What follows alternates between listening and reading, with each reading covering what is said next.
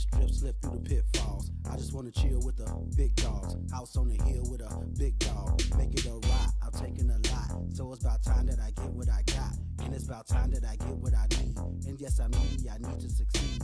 Know what I need it all. So I don't live with my back to the wall. Don't have to answer whenever you call. Who that on the line, it don't matter, dog. Oh, not at all. Oh, what a gift. Just to be rich and not giving a shit. Just to be rich and not giving a shit. Pinky up, I'm gonna take me a sip. I need the cash, money signs on every bag. Green in the eye of each lad. Pockets so fat like I'm smuggling packs. I only deal with my time in these maps. Role playing the tactician and craft. Art of success, if I dub it, is that. As dinners in fact guarantee for a hunter. When I see in the mirror who trumping. I need my anthem to blare with some trumpets. Mama's fair for repair and she also consistently stable and nothing could offset me. A boss type beat, lead the starship stream through outer space. I'm a star, baby boo, better watch the race. And you'll see me live today and die trying to just don't break. Except all the bread we make with two hands. Better get your ball together and stretch bands. Do it all for as long as you can.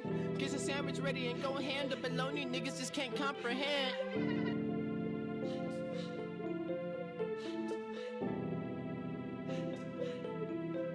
Yo, cash rules everything around me. In that I am drowning, cause I don't know accounting. Blame it on my school system, blame it on my county. In that I am drowning, blame it on my clowning. Blame it on my young and my dumb. And not knowing where it's from, and not knowing where it's going. Might as well throw it in the ocean. As I put my back in motion, might as well throw it on some drinks. Hit a Miami for 2 weeks, might as well throw it on the beach. I don't give a fuck about the economy. They ain't never helping those in poverty. They ain't never coming here to save you. Waiting on that trickle down in your rain boots. You the blood, sweat, and tears of this whole operation, though. You will make it operational, but don't deserve paid vacation, though. I don't know what I look like. Boo-boo the fool, I'm losing my cool. I need to make moves, get my community under a groove. Like one nation, so we never lose. Nothing can stop us now. They will not knock us down. We will not chill while they chop us down. That is not simply allowed. I'm not the one to kowtow. Cash rules everything around me. In that I am drowning, cause I don't know accounting. Blame it on my school system, blame it on my county. In that I am drowning, blame it on my clowning. Blame it on my young and my dumb. And not knowing where it's from, and not knowing where it's going. Might as well throw it in the ocean. I put my back in motion, might as well throw it on some drinks. In a Miami for 2 weeks, might as well throw it on the beach.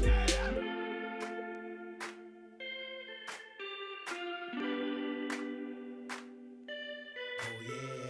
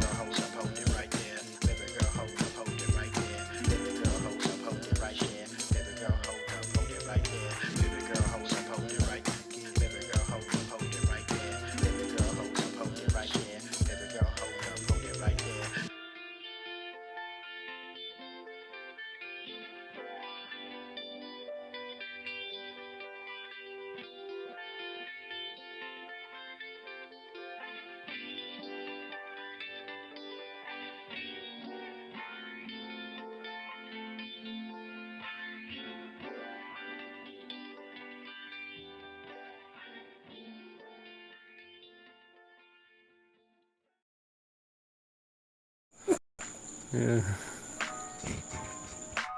I would like to be traded to any other team but the New England Patriots. Big brain predictions. That's what I got. Take it off, sir. The Washington football team beat the Steelers. Right. And that person. EDP. Yes, but if we lose this game, I firmly believe we do not need to make playoffs. So Don't you ever disrespect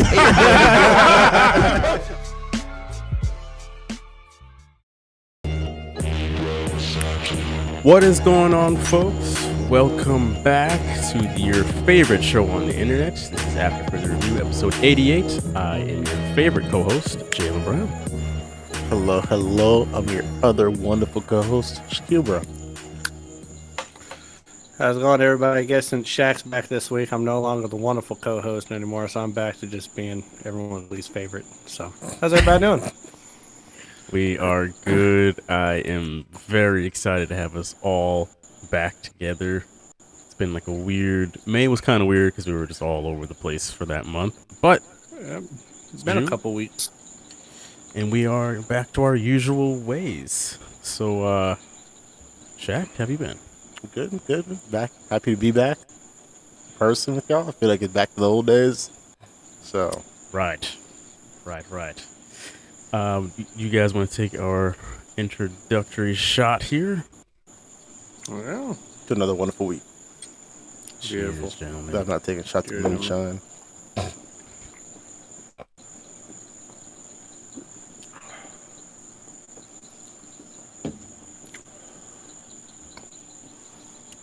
Very good.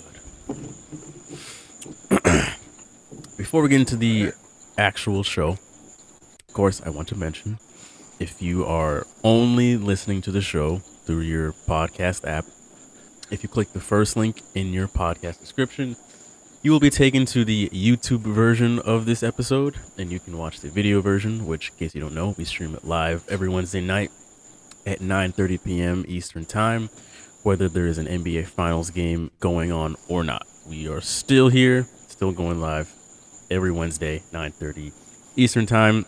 While you're there on the YouTube page, just hit subscribe, and you will be subscribed to the Melheims Media YouTube channel, where there's this show and a bunch of other podcasts like the Uncensored Mics and Bush League podcasts, which apparently they've joined forces and they seem to record all their episodes together now. So, you know, not all of us can be the Justice League or, you know, the Avengers. We just have to stay here as the fucking Guardians of the Galaxy or some shit. I don't know. Exactly. All right, I'm Star-Lord. And I'm Drax. Shaq's the raccoon. I don't know if you can say that, but Yeah, absolutely. somehow I ended up as a raccoon. Like, I love how it wasn't not Rocket, but Raccoon. in my head, the moment you said you're a Star-Lord, I'm like, how much in a bad Scaffon need to be? Yeah, Shaq's a goddamn trash panda with a bad attitude. That's what he is. I mean, look, I have a bad attitude on this show, so I guess it's only suiting. Okay. Well, With that note, moving on, gentlemen. we do talk about sports on the show. This is not a superhero podcast. Sorry to inform everybody. Yeah, occasionally we're a sports show. So, yeah, we're gonna of course open this up with the finals that are going on. Game 3 is on right now. Only Game 3, but to me it just feels like this has been going on for a while. I guess just because the games are so spread out at this point.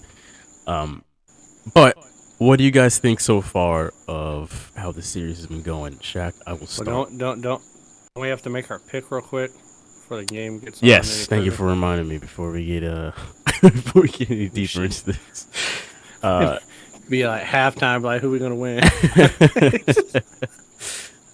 Real quick, of course I'm thinking the Celtics. Even if we weren't up right now, I would say the same thing. So, Celtics in 6. Yep. I could say Celtics in 7, but I say the Celtics do win this game. Like, come back with a vengeance after the way they lost last week. I mean, not last week, but last game. So, say the Celtics is. I'm saying Celtics win this one too. So book it, Dano. We didn't even have to wait for the third quarter. So There we go. So it's a fun quarter for us. So, anyways, all right, back to the question. All right. So, Shaq, what do you think of the series so far? Game 1, very interesting game. I enjoyed watching it. Game 2, I feel like wasn't nowhere near as exciting to really watch. I feel like it became a clear answer after halftime on what was going on. You got For some reason, I feel like Golden State kept control of the game for the most part, 99% of the game. So, but so far, I feel like with what we've seen so far in Game 3, it will be an interesting game. So, for the most part, it has been something interesting to watch. So,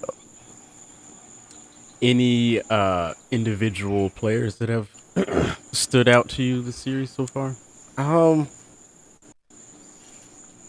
I want to say I'm still interested in seeing Brown still perform play. He's doing. I feel like he's still doing well overall. Of course, you got Draymond Green being as ignorant as he always is. So he's entertainment value not because of basketball, just purely because he plays like he's playing 90s, 80s basketball again. So that's what he's doing. So I would like to say that he's one of the most ignorant people to have a podcast, but yeah, as we Look say, it up. as we say that he just literally abused the shit out of somebody. So exactly my point. right on cue. Malin, what do you think of the series so far?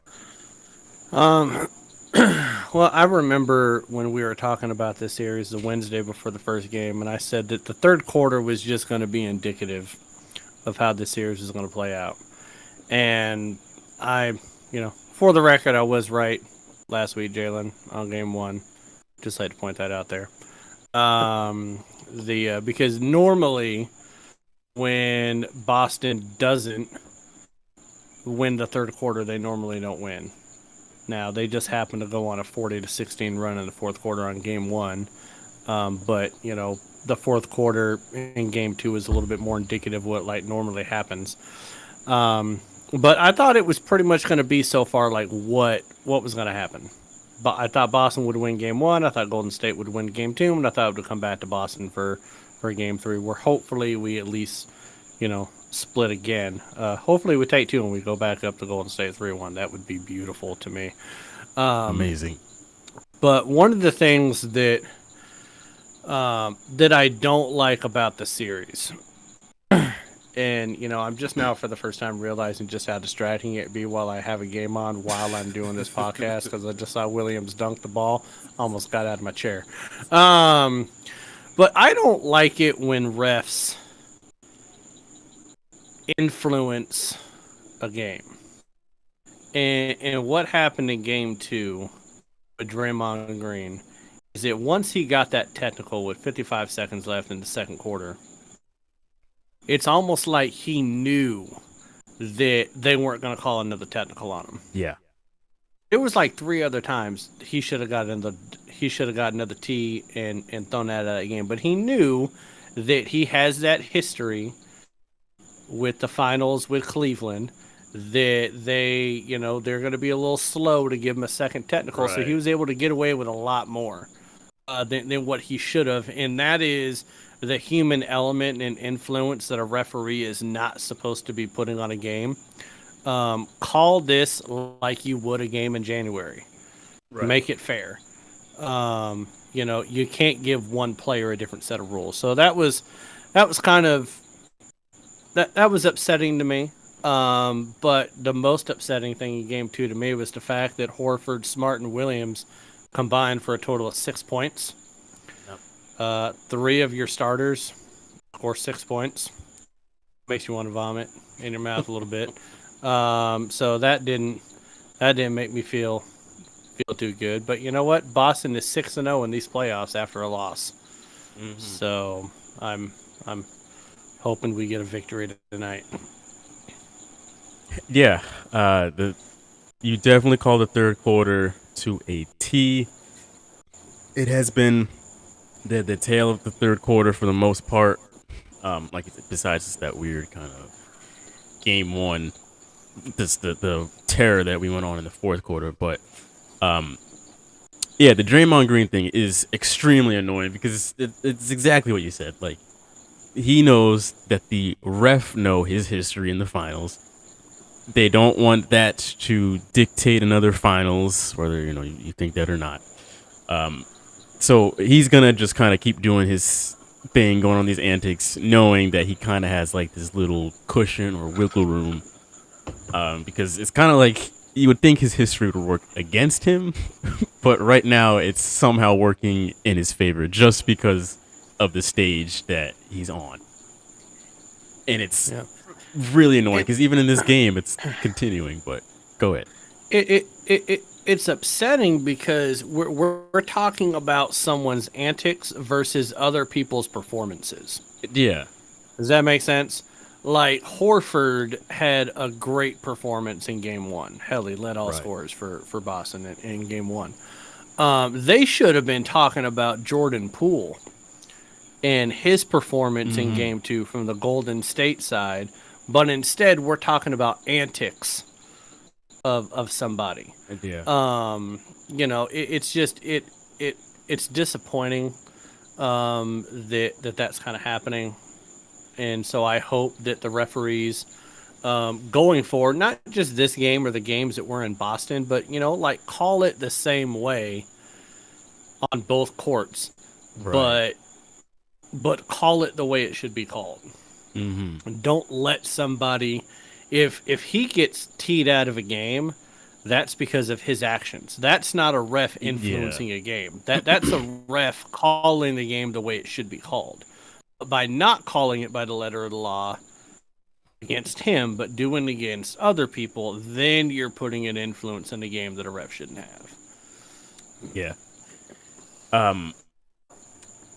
As we move forward here, right now we've got a pretty good lead. Like it seems like these past the start of the series so far has been kind of the tail of the playoffs so far, which is a lot of blowouts.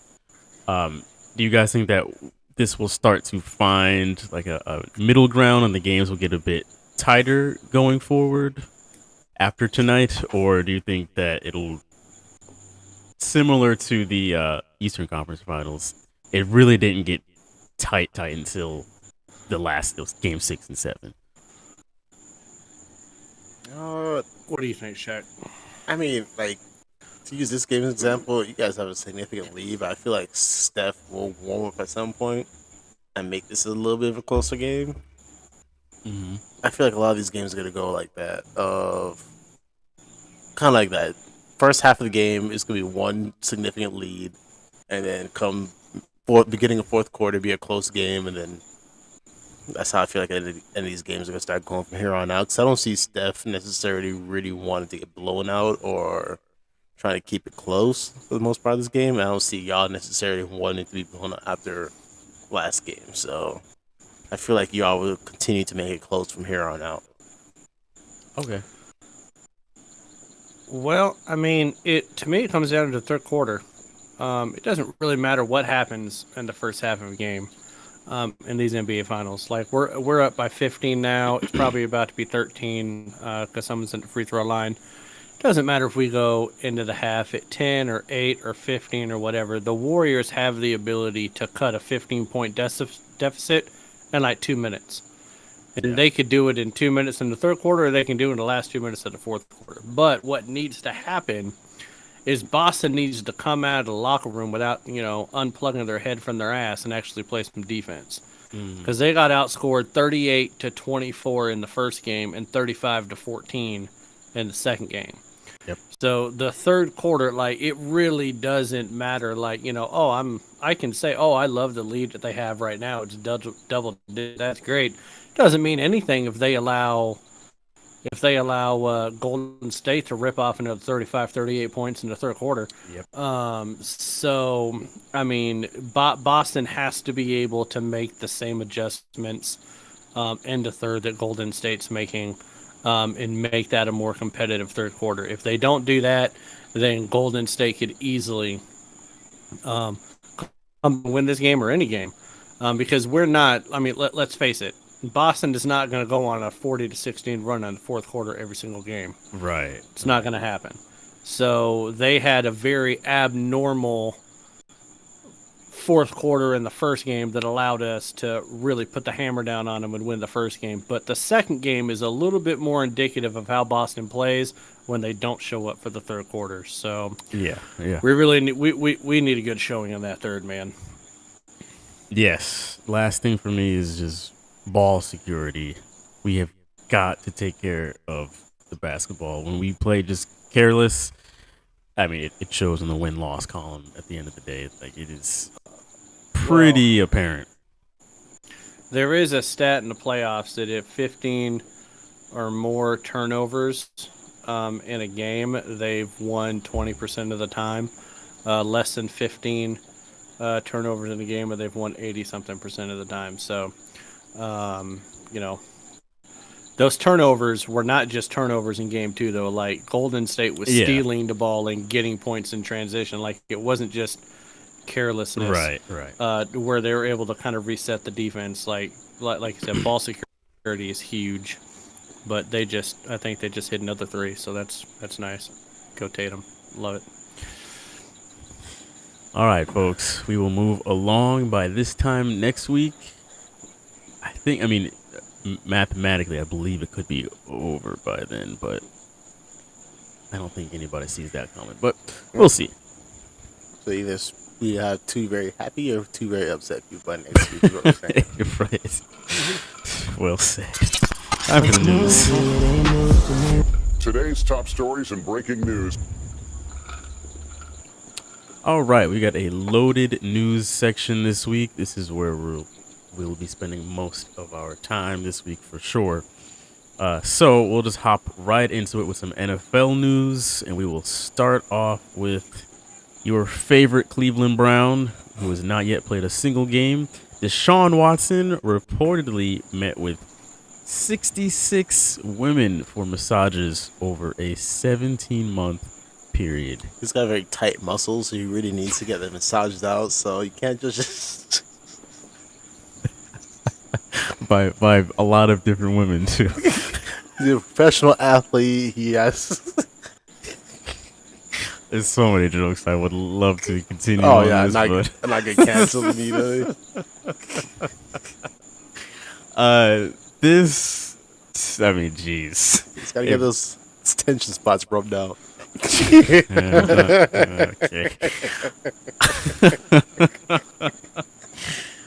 If 20-something woman, 24 wasn't enough. 66. Jeez. How many massage parlors are you going to? I don't think he's going to them. Something tells me there's a lot of house calls. A lot of house. But yes, what are you?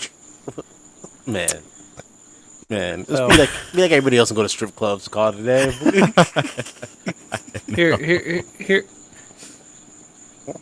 Here's what needs to happen at this point.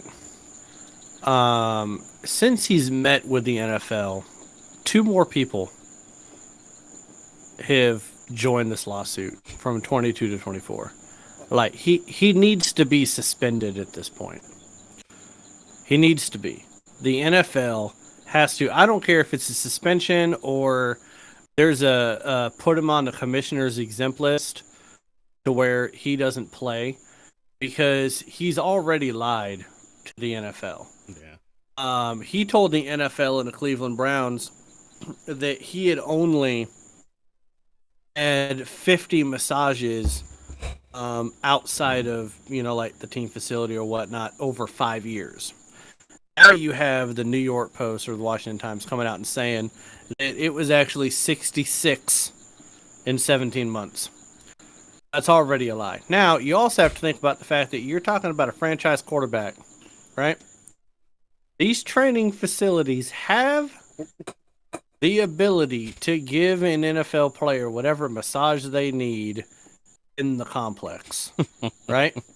They have the ability to do that. They got the cold tanks, they got the massage tables, they got they've been doing that forever. Heck, if you just watch the Jordan documentary with the Bulls, you saw Michael Jordan getting massages on his legs up before games. Like, you have masseuses, you have people that do that stuff at the facility. Okay. So he's already lied now. Like, they have to suspend him. And beyond that, I don't know if you guys heard the news that came out like around 6 p.m., but the Houston Texans have been added to the defendant list on these civil lawsuits. And you want to know why? Yeah, do you want to know why they are? I have no idea. Because a majority of these women had to sign non-disclosure forms before giving Deshaun Watson a massage. You want to know where those non-disclosure forms came from? I take it. Brent McElroon, which is the head Houston Texans security official. Okay. Hmm. Not only that, but the Houston Texans provided a hotel room at the Houstotorium, is a really big hotel in Houston, where he would go and get massages from some of these women at a hotel room that the Houston Texans paid for. Like, this is opening up a whole other can of worms when it comes to this whole thing. G Money Like- says you just have to shop to find the right girl that can work your kinks out. He also says just ask Brett Favre. So, Here's my thing about this. You have no excuse. Like Mel was saying, you work for the NFL that has the top people to massage you. So the fact that you're actually going outside the league to get massages is kind of like, So you're telling me you can almost get free massages from the NFL because they're a professional athlete, but you're going to go pay for them outside of the league? I mean, I think it just goes to show that the massage was not the most important thing. It wasn't, which is the issue. And the fact that you're having these girls sign paperwork before they start, these girls thinking, half of these girls probably didn't even know you're a freaking football player before this. If you go to some, like, this man. No, they all knew that he was an NFL football player because he was finding most of these people on Instagram. That's the problem. He was surfing for masseuses on Instagram. Now, even beyond that, masseuses. Even beyond that. Okay. So even beyond that. Okay. Listen, I'm just sick and tired in general of like women being put in these types of positions. Like it really just kind of bothers me. But even his lawyer came out. Deshaun Watson's lawyer came out and basically said that a majority of he's not saying that things didn't happen. He's just saying it was consensual. He went on like a 5-minute tirade on a podcast about how a happy ending is not against the law. Sir, if your client, if your defendant is a quarterback in the NFL, you don't need to go on someone else's podcast and talk about happy endings and whether or not you're breaking the law when you get them or not. You're literally saying that things happen. Now it's just a he said, she said. So you're saying that before they were denying it. Before they were Right. saying no wrongdoing happened. Now they're saying, oh, happy endings. They're not against the law. Of course they wanted to give him a happy ending. His name's Deshaun Watson. Have you looked at his face? Okay, the only reason why you're giving Deshaun Watson a happy ending is because of his bank account, not because of his looks. Let's not kid ourselves here, people. So I don't know. It's just, but the NFL needs to step in to do something now. Need to. And yeah. like they really have to. I mean, it's just like how many. If the Washington Post is posting this, they have more. Right. They have more that they're just not saying yet. I'm not So saying when are they going to drop it? Week 1? They're going to drop it in the middle of training camp, or they're going to drop it before week 1? They're going to drop it after week 1 and embarrass the NFL even more. Like, there's more to this story than what we're getting, and the NFL is just kind of playing coy right now. And to the end of the day, the Browns are the ones that look just freaking ridiculous. $230 million, 5 years. You're excusing Baker Mayfield from mandatory minicamp, but you might want to call that brother in to throw some footballs. look, You might not have that $230 million quarterback. coming from a Steelers fan, there's nothing more that I would love for this man not to play a single snap the whole entire season, but generally this man is making the whole system look stupid, so for that he also needs to not play. Just saying. He's basically saying I can have 66 women run me down of all my tensions, and then damn thing the system can do about it. Rub me down of all my tensions. So ridiculous. Y'all interpret that how you want to. The more Shaq talks, the more he sounds jealous. Of the fact that just had 66 massages by 66 different women in 17 months. That he all discovered on Insta. Mm-hmm. Yeah, like shopping for him on Instagram. Like, come on, man. Like, Because the first place I go, Jesus Lord. if I throw my shoulder out, like, man, I really need to massage my shoulder. Yeah. Instagram. Instagram. You know what? I saw this girl yesterday on Instagram. She could probably work my shoulder out. Exactly. Should I be like, the hell with my health insurance, the hell with any team doctors or anything. Instagram, that'll help me. Get Leo, get Leo Batty 32 on Instagram. Probably can rub the shoulder out for me real quick. Someone at home, look it up right now. I mean, are we all in agreement though that the NFL needs to step in and do something? Yeah, though? yeah. They need to suspend him at this point, or put him on the non-exempt list. That man cannot be participating in mini camps and training camp, while even more women are joining this lawsuit. Now, another thing that does happen with this, with more women joining the lawsuit, it does open up the possibility of a grand jury coming back with new information from these two new women to try to indict criminal charges. So the whole thing is just foobarred at this point.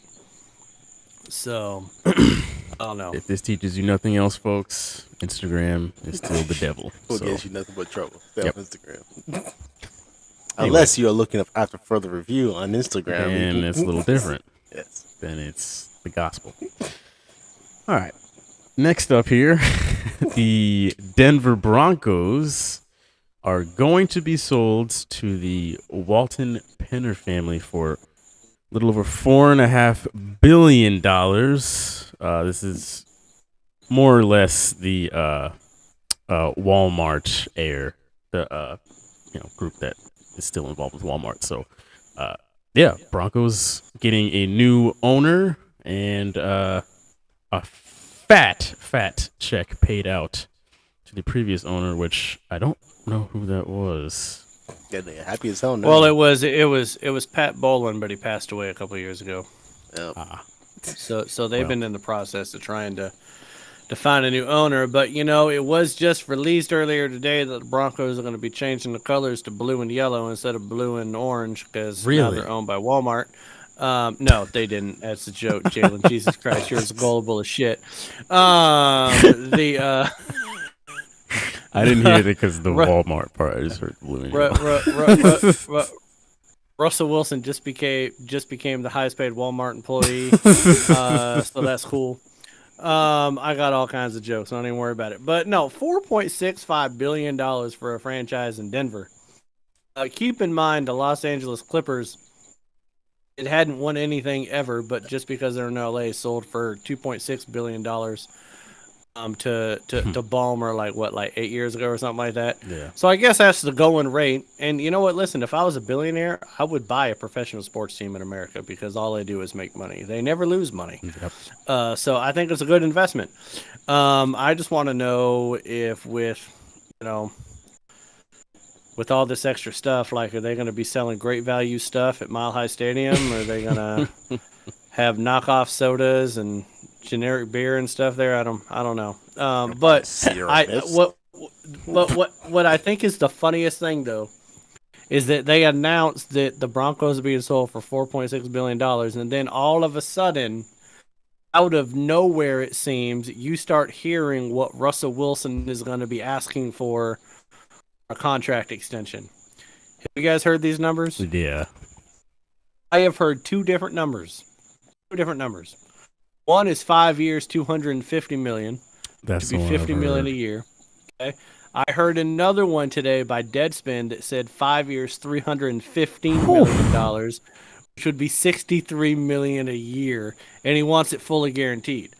Why? Because he knows he's a Walmart employee now, and they have the money, so they better pay up. So Mr. Broncos Country, let's ride. That man's about to get paid. Every time you go to Walmart and buy some butt tissue, you're helping Russell Wilson some coin in his piggy bank. So Metal's gonna go to nowhere but Target and Publix. Fuck Walmart. But did you guys see that media video of Russell Wilson? No. They had him say, "Oh my God, you guys didn't say." They did this thing. Oh my God, Jalen Brown just Gave me a chubby there. That was great. But anyways, Russell Wilson is doing this media thing where he's in his full uniform and everything, and this person's like telling him what to say. And about like 17 different times, he says, "Broncos country, let's ride. Broncos country, let's ride. Broncos country, let's ride. Broncos country, let's ride." Like he just keeps saying it, and he gets more and more like, I don't know if Sierra was in the background doing the dance, but it got more sensual every time he said it. Like at the very end, he literally goes, "Broncos country, let's ride." You're just like, okay, first of all, you talking about Broncos country? Or you talking about your wife? Calm down there, Russell. But She's a part of Broncos yeah, country now. So. It's just the corniest. He's literally a cornball, man. And I excused it when he was my quarterback, but now he's not my quarterback anymore. I can say it all I want. He's Mr. Cornball. He's what is that damn Halloween candy? It is orange, yellow, and white. What is that called? Candy corn. Candy corn. That's him. He's Candy Corn Wilson now. That's his new nickname. I'm gonna call him Candy Corn Wilson. Why? Because it's orange, and he's Bronco now. So fuck him. But yeah, $4.6 billion. That's a good number. It's great. G Money says John Elway has to be kicking himself because he had been offered a small percentage of the team when he was signing his last NFL contract and turned it down for the money. He would have made $900 million. There's a reason why they call John Elway Horseface. And it's not just because he looks like a horse's face, but it's because he has the brain of a horse. So, yeah. There you go. God bless. 900. That's all I got. All right. So, Broncos fans rejoice. I don't know. Probably. I don't know. Next up, staying in the NFL, the Rams extending Cooper Kupp 5 years, Wait. 100. Wait. Can I just say one more thing about the Broncos, really quick? Sure. What I think is the funniest thing about Russell Wilson wanting $250 or $300 million is that he has not played a single snap for the Broncos, and Broncos fans are already saying, well, Russell Wilson loves it here so much, and he wants to win championships, so of course he'll take less money to stay here so we can build a championship roster. That's what Broncos fans are saying. That's what Seattle fans said for 10 years. You know what Russell Wilson did every time he had a contract? Took every goddamn penny he could. He's like Uncle fucking Scrooge on Mickey's Christmas Carol. And them goddamn gold coins. Every single time that man had a contract, he was the highest paid NFL quarterback. But you got these naive motherfucking Broncos fans that are out there. Well, he loves Denver so much that he'll take less money. They got to be shitting themselves in the pens right now, thinking $315 million. That's not a. He's in his early 30s now. Mm-hmm. Oh, he's like 34, 35. Oh, And he's only like older yeah. than I thought. Yeah, I think he's 34. He's not 34. changing. He's not gonna be like, suddenly I want to make less money. Trying to bleed it out before he leaves. Right. He wants to own his own NFL team at some point. You think he's taking less money right now? Absolutely not. No. So All right. I digress. Go ahead. Sorry. I just wanted to pick on Broncos fans while I could. oh no, it's fine. So the Rams extending Cooper Kupp for 5 years, $110 million. Also reworked Aaron Donald's contract to $95 million over the next 3 years. Aaron Donald's going to be the first non-quarterback to make over $30 million a year. So big ups there. G Money also saying, you would have thought that the Stanford grad would have known better. Yeah. Is he talking about Russell Wilson? I believe so. Russell Wilson wasn't a Stanford grad. His sister graduated from Stanford. She played NCAA ball for Stanford. He went to NC State in Wisconsin. So he was out there cow tipping in the middle of the country, playing quarterback, little midget ass. Anyways, about the Rams. Great leverage. Can we just for 1 second, what do the Rams have a different salary cap than everybody else? They do. They absolutely do. Like what? How? It's called bottomless. That's what they got. You signed cut for 3 years, $80 million, $75 million guaranteed. That's the most any wide receiver's ever been guaranteed. Now, I do think he deserves it. Okay? Yes. Cooper Kupp balling out of Central Washington is putting up numbers like Jared Rice like. Okay, insane. And more than half his career, outside of one career, Jared Goff was his quarterback. So that man had to put in a lot of extra work. Now he has, Stafford throwing to him, but whatever. So he deserves that money. Like you said, Donald, $95 million, 3 years. Another $40 million guaranteed on top of the other $30 million guarantee they gave him on his last contract because they technically gave him an extension. But they were also able to re-sign Stafford. Right. They were able to sign Bobby Wagner to, I think, a $28 million deal, and they were able to sign Allen Robinson. In what salary cap in the NFL do you get to re-sign these three people and then sign Bobby Wagner, the best little linebacker to ever play the game, maybe outside of Mike Singletary, and Allen Robinson?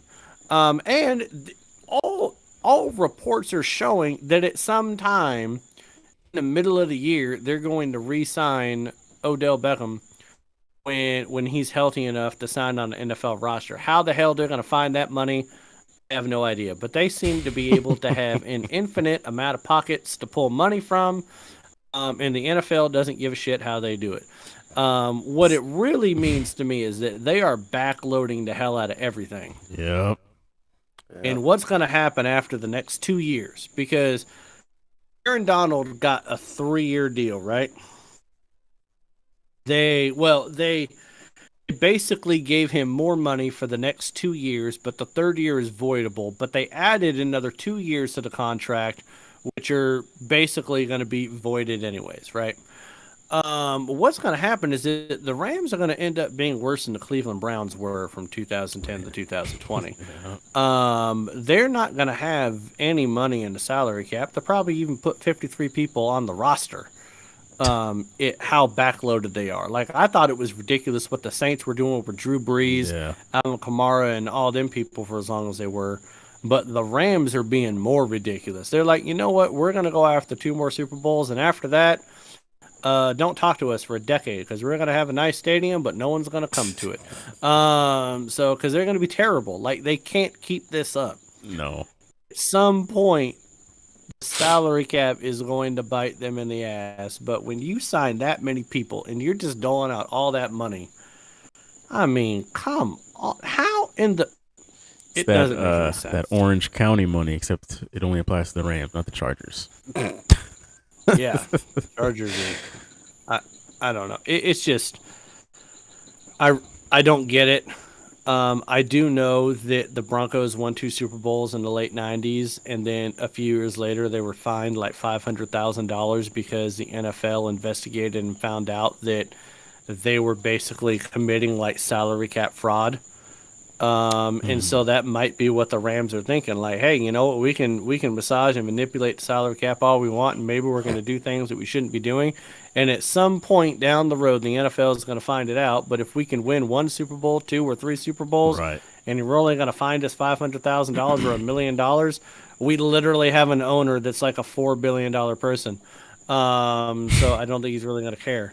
So it's asinine and ridiculous, and it just makes me mad because they're in my division. So, quick note on for the last time, going back to the last bit of news. G Money was saying that John Elway was a Stanford grad. That's who he was referring to. Oh, okay, yeah. But on the Rams, whatever I would assume team of bookkeepers, accountants, whoever they got over there. Man, God bless them. Blindfolded accountant. How much money I put in the check? I swear to God, that GM must have come from the Florida educational system. There's some Common Core math that nobody else knows about and nobody else understands. because he's using a different calculator than everybody else. Everybody else is like getting rid of all their best players because they say they can't pay them. You know, Devontae Adams, Tyreek Hill, just to name a couple, right? Chandler Jones gets shipped off. Teams are like, no, we can't afford to pay all these people, and the Rams are like, nah, fuck it, man, we pay them. It's like, how are you paying them? Like, you have the highest paid defensive back. You have one of the highest paid middle linebackers. You got the highest paid interior lineman. You got a top 5 paid quarterback. You got a top 3 paid wide receiver in the NFL. Like, how? What? Where is the money coming from in the salary? They're about to pay Odell $30 and a hardcore seltzer for pay salary. And Odell Beckham's going to get like a bushel of bananas and a pack of Coors Light, man.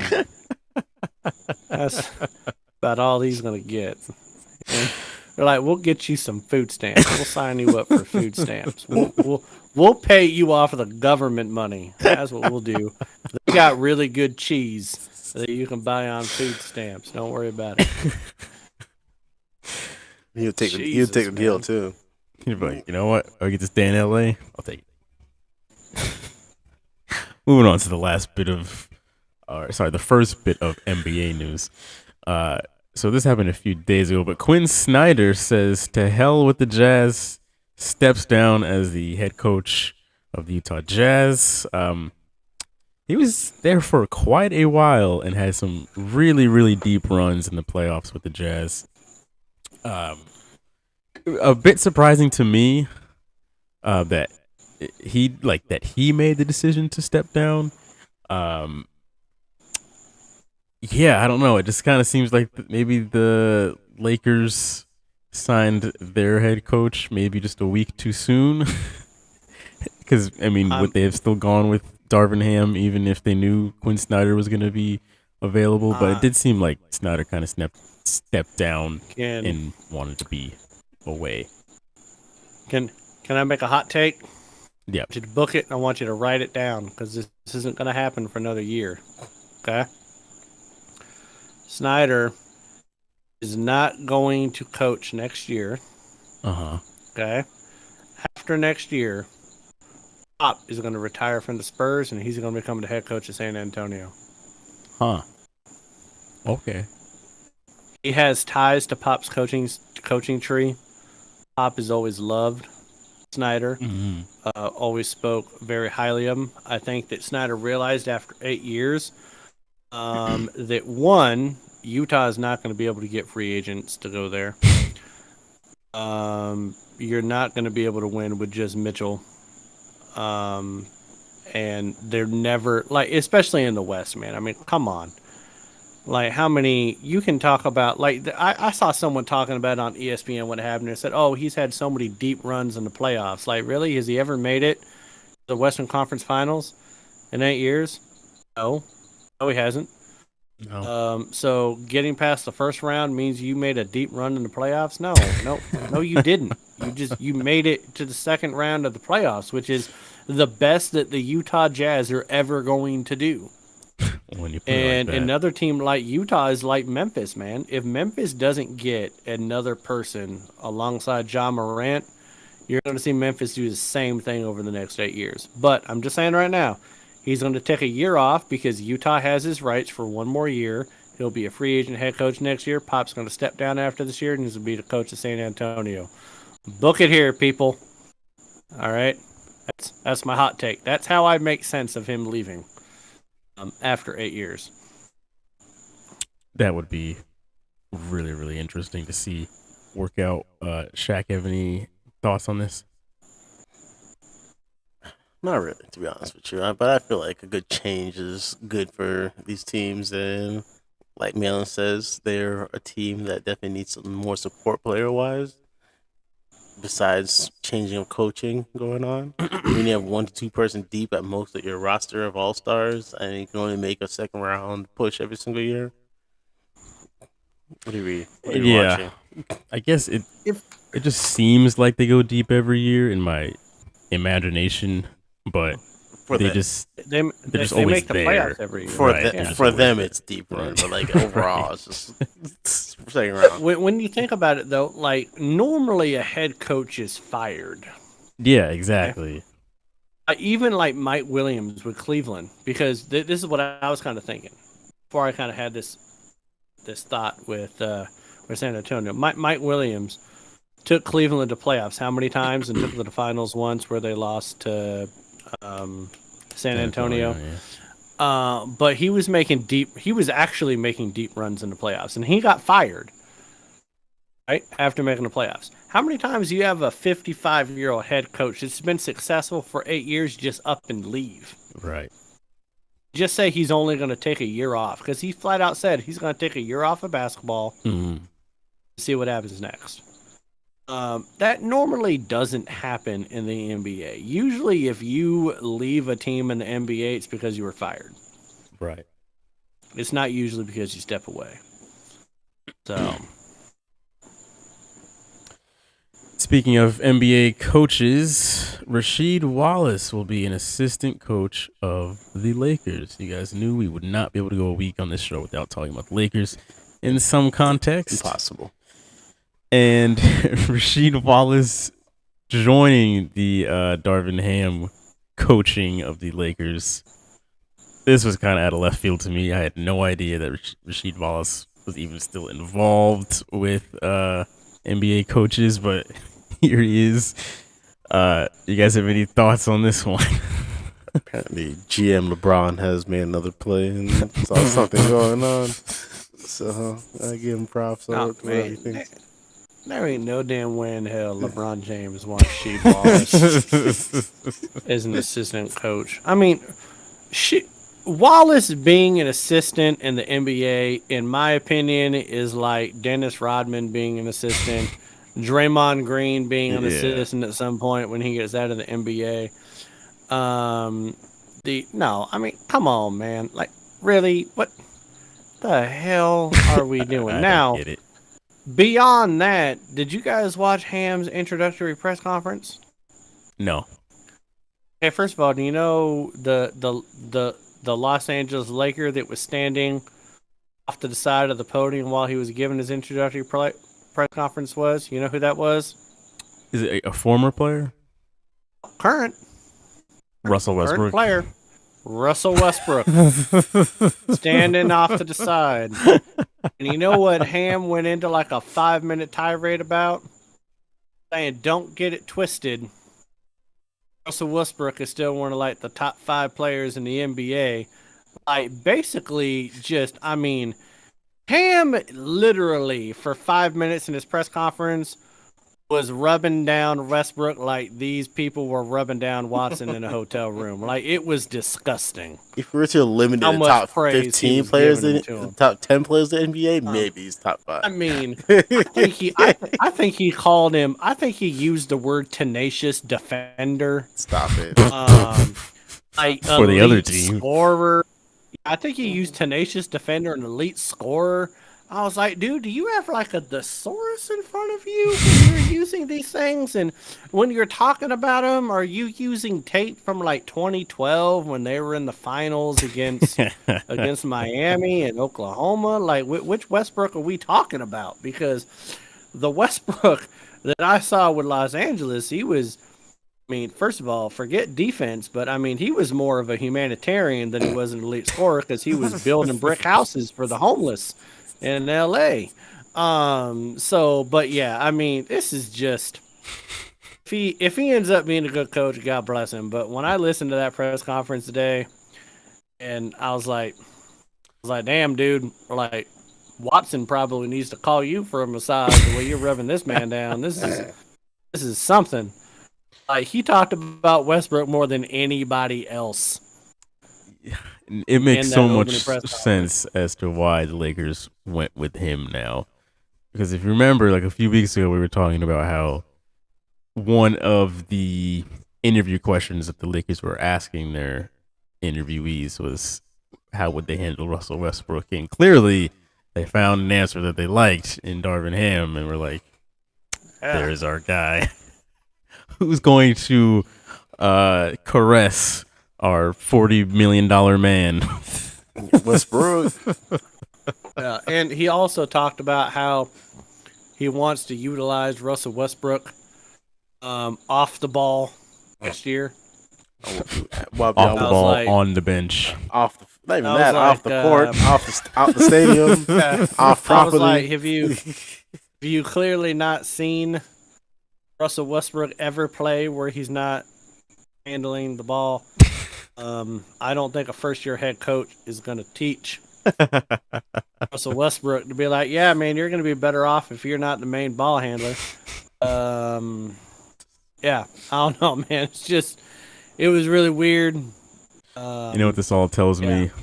2022, 2023 is going to be another year of absolute circusry for the Los Angeles Lakers. Looking forward to it. LeBron's gonna pull out the rest of his hairline during the season. LeBron James is going to pay a lot more money to keep that hairline straight because he's going to need to. But yeah, it's going to make for a lot of good talk on this show.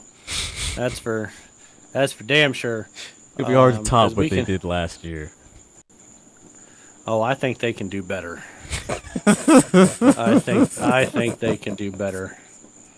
The only thing that could be better than what they did last year is if the Lakers actually make the playoffs and we get to talk about this shit show during the playoffs. Yes. That will be. Absolutely. That's the last thing. I hope they do it. That's the last thing we need. They have not been relevant since regular season, and we are still talking about them now. If they make playoffs, this is gonna be a year round talking about the Lakers. Maybe they sneak in as a little play-in team real quick. Exactly. Oh, and Portland is in trade talks with Washington for Bradley Beal, by the way, too. So they're trying to get Dame, somebody else in Portland. So you're talking about the most loyal, stubborn players ever, trying to move one of them to the other team, which would kill your and I's talk last week, Jalen, about how much we would love to see Dame in Dallas with Luka. Right. I want to see that happen. Much rather see that than Beal in Lillard, but it's what it is. Last but not least on the news, moving into golf. We've had golf on this show often recently, and I love it. As we should. PXG, Yes. baby. Nine major champions have left the PGA Tour to compete in this new 54 tournament. This tournament's just been getting a bunch of buzz as of late. The Saudi-backed golf here, but a bunch of people leaving the PGA Tour to come play in this, I call it, thing coming up here. We'll find out what this is all about soon. But Malin, you being the golf aficionado on the show, what do you think about this? Oh, you are speaking right up my alley, allowing me to talk about this, Jalen. Sit back and relax and put your seatbelts on and tray tables up. People are about to go on a ride here. So the PGA Tour has been a house of cards for a very long time. They've kind of had a monopoly when it comes to leagues. But they set themselves up decades ago as a non-profit organization. How Not know that. a major league or a league in one of the major sports, which is it's like a top 6 or 7 sport around the world, golf. Well, that's back-to-back threes. That makes my heart sad. Yeah. But anyways, so how a league can set themselves up as a non-profit is beyond me. But they are technically a non-profit. So what that means they can do is they can set up sponsorships that allows people to make money and get paid, right? And, the people on the PGA Tour, they've always likened them as individual contractors. So they can get sponsorships themselves and stuff, right? Like, that's how they get money. The sponsors, and then when they win on the tour.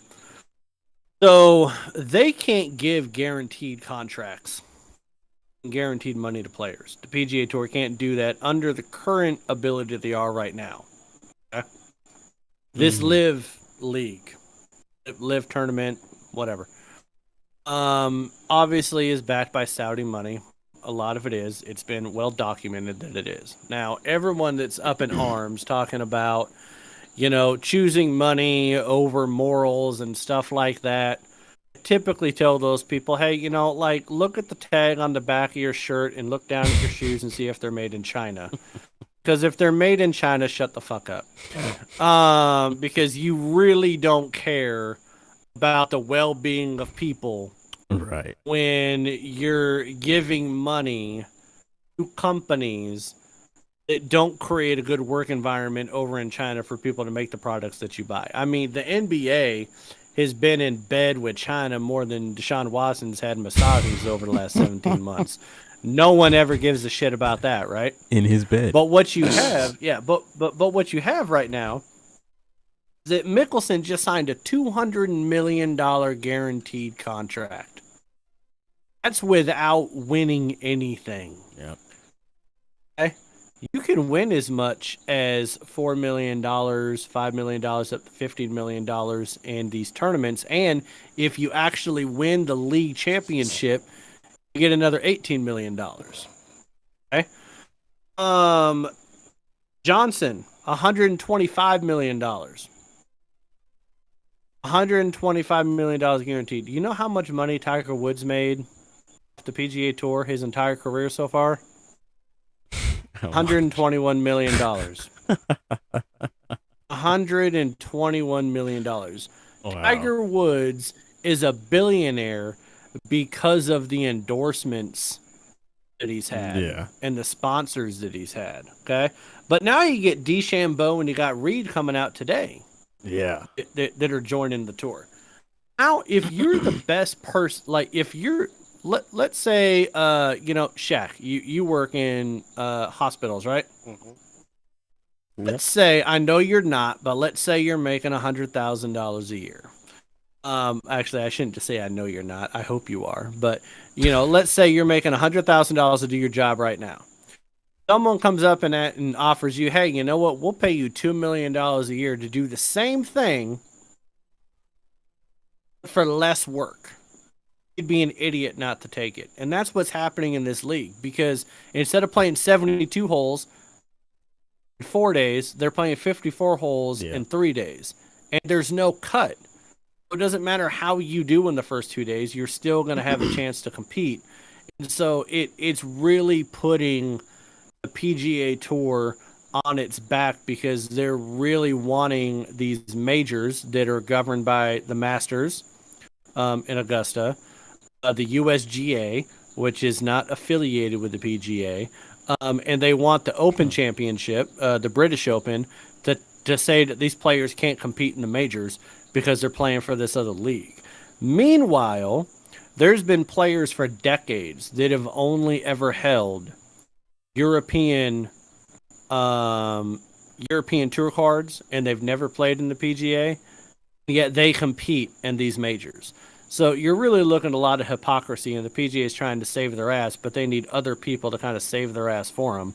So it's interesting, but in my mind, listen, make your money. You can make it.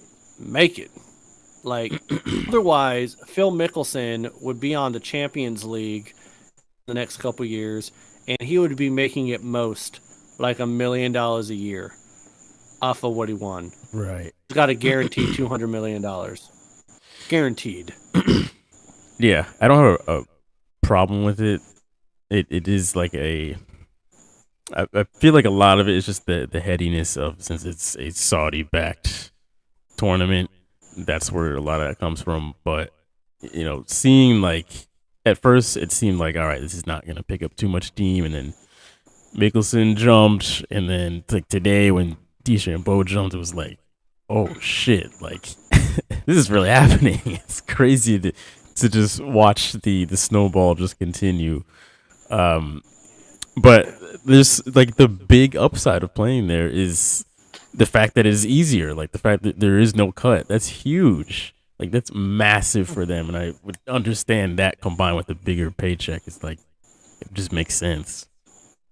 And you're not just playing in Saudi Arabia like a lot of people think, oh, it's a Saudi league. No, they're playing 78% of their tournaments in the U.S. Right. 78% of them. And there's been a lot of really great golf courses over the years that have gotten snubbed by the PGA on getting a tournament there, or a major getting a tournament there, that are jumping at the bit to get money to put a tour on at their course to get some more recognition and get some limelight there. And so, I mean, if it continues and they get, I mean, let's say they get some TV money, the PGA Tour is dead. Yeah. Because you got all these younger people that maybe they haven't won majors yet, right? Maybe they're just up and coming golfers. They usually make about $150,000 on the tour, but yet you still have to take out your traveling expenses. Start offering them $1 million Right. a year to play there. You'd have to be an idiot not to take that at 20, 21, 22 years old. So it's really going to flip kind of golf on its head a little bit. But I'm always a proponent for, listen, your profession, if you can make more money somewhere else, make more money somewhere else. Yep. So. Absolutely. Shaq, anything you want to mention on this? I'm just on the same concept of, unfortunately, follow the money, because money does talk in this world that we live in. So why stay in one place when you can benefit so much more in a different area? Whether you're a golfer, social worker, any type of job whatsoever, just go where the money is, unfortunately. Can we talk about the money for a second that comes from Saudis? Okay. We all know that Saudis aren't good people, right? We know that a lot of the atrocities that happen there, right? Right. When you get into billions of dollars and millions of dollars, do you really think that all these people's hands are clean? Probably not. And when you get to that point, when you're accepting paychecks from people, that money's not dirty in some way. I can go back to the NBA again with the amount of money they get from China. Okay, we can talk about the film industry and how much money was made off the backs of people from Jeffrey Epstein. Right. I mean, you got USA Gymnastics women's team that's suing the FBI right now over being sexually assaulted and molested for years by somebody at I really don't want to disparage the university if I don't have to, but I think it was Ohio State. I don't know if it was or not. I apologize if it wasn't. But there was a strength and conditioning person or one of the coaches that was molesting people for over 25 years. Wow. And the FBI didn't do anything for 7 years. So, like, there's corruption in every major sport. Hell, there's corruption in the NFL. I mean, damn, you just had the owner of the Carolina Panthers ousted because, he's a racist. You had the owner of an NBA franchise in the Clippers, it was ousted because he was a racist. Like, let's get off the moral high ground here. I mean, it's just ridiculous to me. Yeah, whenever you get into billions of dollars, it's like, do you really think every single one of those dollars is clean or, accounted for? It's like, there's probably some corners cut at the very least somewhere in there. That's just how it goes. So, I don't know. But again, hey, we're talking about golf. PXG, Parson Extreme Golf. If you want to sponsor us, go ahead, buddy, because spend a lot of money on the clubs. So you should sponsor our show at gmail.com. You're damn right. We're going to take a break. When we come back, the Celtics will stop turning over the ball as much, and we will get into our last topic. What's up with that? So we'll see you guys in a bit.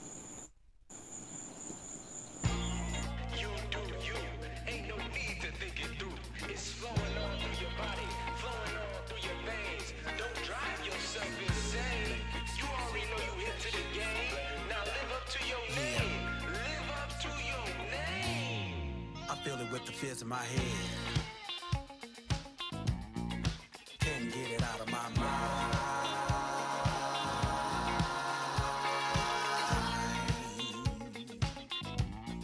I hear what never was said. I feel the unknown with the fears in my head. They attach, they latch. I got a brand new batch. They don't lack, that's facts. No slack. Pimp tight, attached from the inside. They'll fuck up any kind of night. They'll fuck up any kind of vibe. Playing tricks with your mind. I cannot get it away.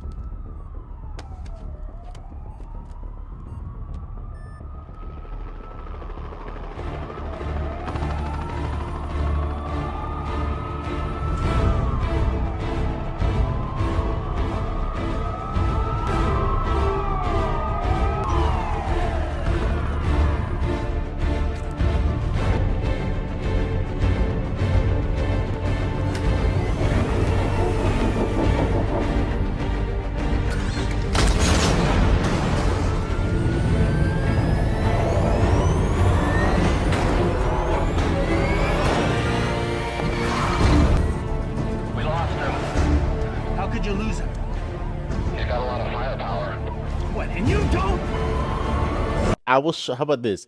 Here's my bet. I will show up to the bar with the Juju jersey. If we win, I will give it to you, and you have to wear the Juju jersey on the show next Wednesday if the Steelers win. But Shaq cannot take the jersey off at any point during the game. That's fair. fair enough. The whole game. They bring 5. Smith goes sideline. It's caught by Norton, who lost the football, and it's recovered by Sweet. Inbounds with the clock running and no timeouts. And they scramble to kill it. Down to 3 and 2. They line up with 1. Yeah, pretty freaking plain. I'm chucking the shit. It's Del Mabry. If you gotta find a way to win this. How can you not see that there is 1 second on the clock? This is emotional. Boy, you better spike the shit out of this, Gino. Oh, wow. Oh, what do you mean, wide left? There was... No, he thought we were friends. Yeah, you better fold that shit up. We ain't done yet. Come on. Get off the ball. I respect your attitude here. We'll be quiet. No, it's great. You're laughing and having a good time. He's the one drinking beer. I'm drinking water. Did you know AFR is also on Spotify and Apple Podcasts? Click the first link in the description below to listen to the most recent episode of the show. 8 fans fell out of the stands as Jalen Hurts is walking into the tunnel. I will just preface this by saying all those people were just fine, no serious injuries. They were all right, but goddamn, that was funny to watch. Fortunately, knowing how the Eagles fans are built, the last thing you should do is lean their body weight against anything. First of all, you got to be a real diehard Eagles fan to be reaching out that far to get a high five from Jalen Hurts. Like I said, he's only averaging 188 yards passing the game, okay? I'm just saying. Live chat here, TW1. I swear, y'all come out of fucking potholes like cockroaches. Steady Eagles haters. We aren't going to win the Super Bowl, but we might win the wild card. What does maybe. What does that matter? What does that matter? TW1, 50% of teams have a shot at winning the wild card. Maybe. I swear to God, these Eagles fans should really be riding whatever wave they can catch. They're going to catch a rip off a puddle that would rhyme it. I love how we're not even talking about the Eagles right now. Yes, it is. Fuck, you even find this, bro. He's like, we're talking about the other team in Pennsylvania, people. First question. Who is currently leading the NFL in reception yards? I'm going with Arizona. I'm a player. Sorry, players. Larry. I'm going with Larry. Larry who? Fitzgerald. Oh my God. No. Currently. He's not still in the Arizona Cardinals? Where's he at? Cooper. Home. Just drink. Oh, okay. Which current quarterback that is actively playing has thrown the most interceptions so far this season? Heineke. No. Okay, no. It's Mahomes and Zach Wilson. Dang it. Really? Yes. Drink. You deserve that L. Do it. Your head coach, Ron Rivera, he won a Super Bowl in the 80s as a part of what team? Fuck it, Michigan. No. Wait. NFL. NFL, my guy. NFL. Oh. Oakland Raiders. That's a good guess. That's good. It was Washington, wasn't it? It was the Bears, actually. Oh, the Bears. Okay. Which current running back, has the most yards at the first initial contact? Jesus. 45 seconds. What was your answer? You were wiping your forehead. Don't worry about it. What they got to do with me and my Henry. Does me wiping my phone chase time? It does, because that's like a time zone. Who was our quarterback at Washington or Redskins? He was the first black quarterback on the Washington football team. Why are you asking me this? Oh my god. Jason Campbell. No, hell no. I want to say the first black Get quarterback. out of here. Nigga, he's black and he not. The first black quarterback on the Washington football team. Or Doug Williams is just as black.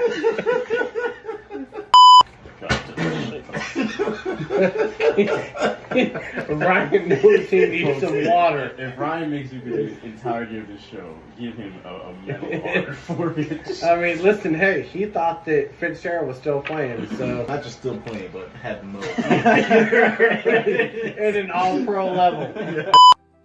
Remember to follow the show on Instagram and TikTok at AFR Sports.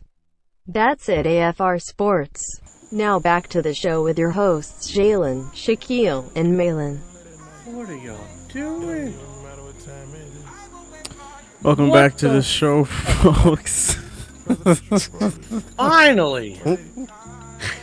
Welcome back. Hope you all enjoyed your break.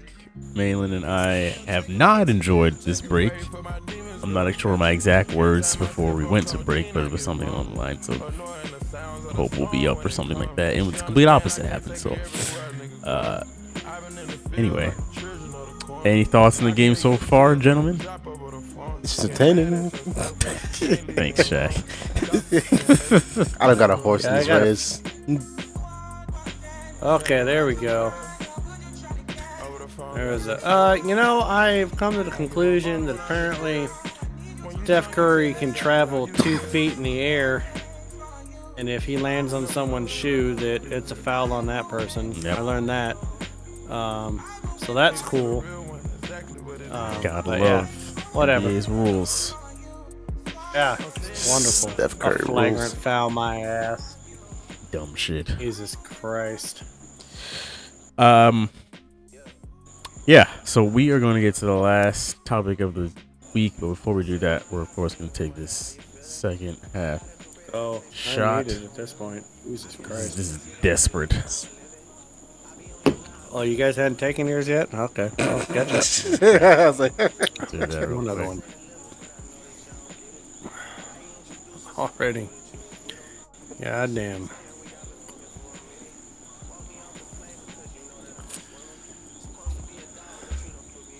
Okay.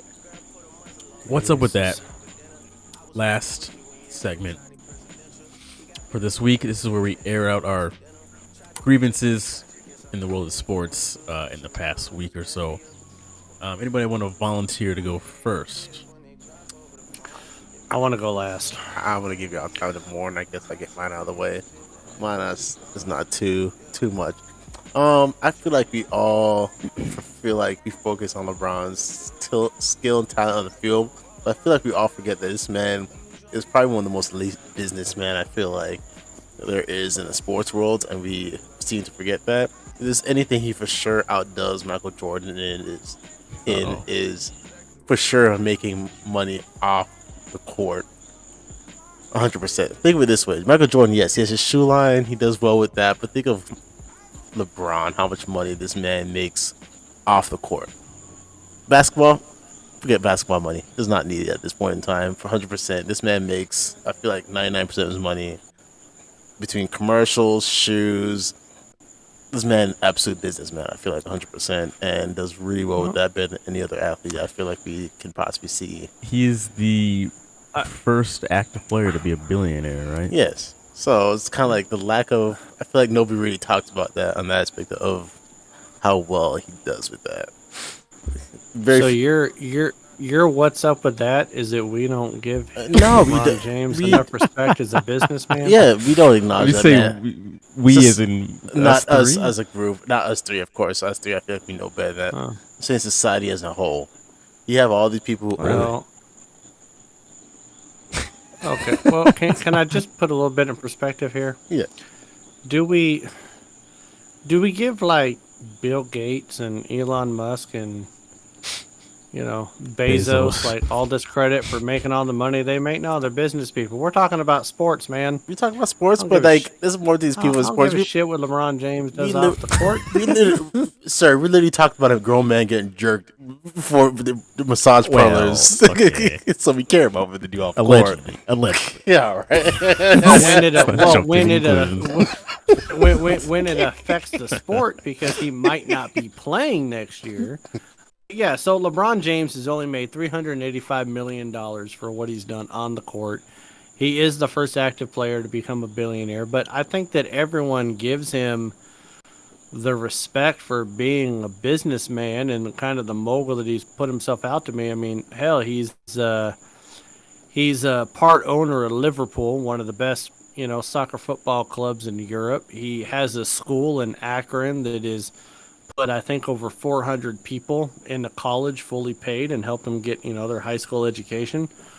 I don't think his philanthropy goes unnoticed. But I feel like that's not like a common knowledge type of thing. Like everything you put out there is not necessarily like. I feel like we know it because we are a little more active in the news of these athletes than I feel like it's fairly. I mean, most people know that LeBron James is a very wealthy person. Yes, like most of these people are, unfortunately, but it's a different level. I feel like. I mean, do they know exactly what businesses he owns or charities he's part of? Probably not. But I mean, name the next big celebrity. Well, do you know exactly what businesses they own? Probably not. I don't know. If you follow his Instagram, you do, because he flaunts it all. I mean, Hence why Instagram is not a wonderful realm to live in. Like I said, it is the devil. I don't know. It's a weird. What's up with that, Shaq? Yeah, that doesn't really seem like something that was upsetting to you. It just seems like you were just wanting to let us know that LeBron James is a good person. I mean, is he? Yes. Good wealthy person. Good wealthy person, does great work for the world, entertainment and civil duties. So he's doing a good job of showing you should move to California and you'll double your net worth. Yeah. And your stress level too at the same time. Well, as that comes with Got that bubble chip. I hate to keep this Laker train going with what's up. But mine is doesn't necessarily have anything to do with the basketball side of the Lakers. Why is it in the last 6 months, not even 3 or so months, all of these damn Laker focused TV docuseries have started to come out? There's the Winning Time on HBO. There's the Magic Johnson docuseries on Apple Plus, and now there's another Lakers docuseries coming out on Hulu. Did I miss something? One of them, or maybe even two of them coming around at the same time. Coincidence, sure, but it seems very purposeful that at the same window of time these are all coming out. Are they just trying to have everybody hey, remember the good old times and don't think about right now when we're just complete garbage? I don't get it. The Winning Time thing, I know that people have said all kinds of things about it. I can't stand reenactments. I'd rather just watch an actual documentary and not watch actors, replay out things. That to me is always annoying. So I don't really watch that. But this other stuff, as good as it may be, I'm just trying to figure out what the hell kind of initiative are the Lakers trying to push here to distract everybody. Well, I think when it comes to a lot of the stuff you're getting from the Lakers right now, now first of all, the winning time, I think it's great TV. It's definitely embellished. You know, painting Jerry West is this, you know, psycho breaking things and doing all the stuff to where he's about to sue them for the way they portrayed him in the show. I think it's kind of funny. But I think the reason why you're getting a lot of it, I don't even think it's necessarily from the Lakers. I think you have a lot of people that are realizing that looking back to the 80s is kind of a hot commodity, and people want to make money off of that. So I think you have a lot of producers and stuff like that wanting to kind of revisit the 80s, and the Lakers were kind of a big part of that. I mean, hell, the Stranger Things really kind of kicked it off, bringing people back to that nostalgia. And have you guys seen the new Top Gun movie?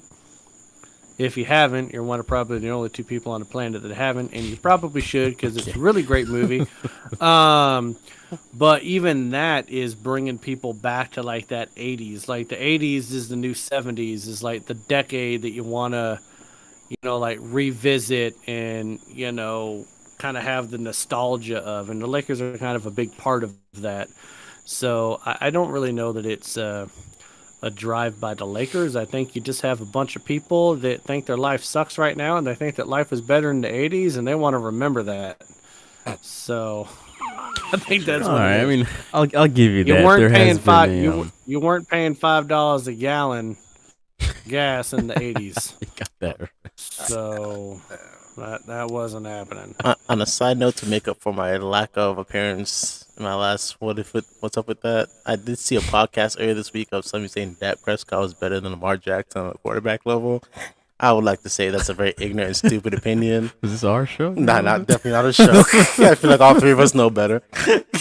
What? Dak Prescott is better than Lamar Jackson? Yes, on a quarterback level, I would say absolutely not. Yes, I would say. What show was this? I have to look back and see what I was. I forget the name of the show. I was just randomly scrolling through and I saw it and I was listening to it. I was like, and that's where I stopped listening to it because I was like, clearly this person doesn't know what they're talking about. Because if I had to choose between Lamar Jackson or Dak Prescott as my quarterback, I kind of choose Lamar Jackson. I would say that. First of all, stop wasting your time watching whatever show it is that you were watching. You need to be watching podcasts on the Melheims media circuit. That's what you need to be doing. Little plug there. But Lamar Jackson being better, or Dak Prescott being better than Lamar Jackson. Last time I checked, one has an MVP, quarterbacking a team with no-name running backs, no-name wide receivers. Right? Is that true? Yep. And the other one is the quarterback of America's team that had Cooper, CeeDee Lamb, had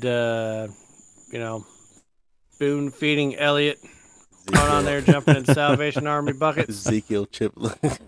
The chubby Elliott, that should be a cereal. And one of the best offensive linemen in the NFL, right? Mm-hmm. That's who Dak Prescott's been playing with. Mm-hmm. Lamar Jackson literally runs for his life. Yes, this man is literally the best passer and the best runner on his team. Yep. I would hope he's the best passer on the team. If he's not, then and one won the Heisman, right? One won the Heisman. Yes. One won the Heisman and the MVP. Yep. And could be arguably the best quarterback in the division. Arguably best. The other. Well, I think we can at least agree that Dak Prescott is the best quarterback in his division. What is his competition, though? His is by default. Well, that's what I'm saying. That's what I'm. Okay, well, I'm just saying. Who who's Lamar Jackson's competition right now? You've been busting Ben Roethlisberger's chops. I mean, for a decade. Unfortunately. Now he's not even there. I mean, but Baker Mayfield. He's got the Who Bengals. else? Bengals are a close second for their competition wise. So Joe Burrow. Okay, Yeah. but Joe Burrow's only been there he only had one good year. He tore his knee up his first year. I'm just saying there hasn't really been a whole lot of competition in the AFC North as far as better competition than Dak Prescott's situation. Okay.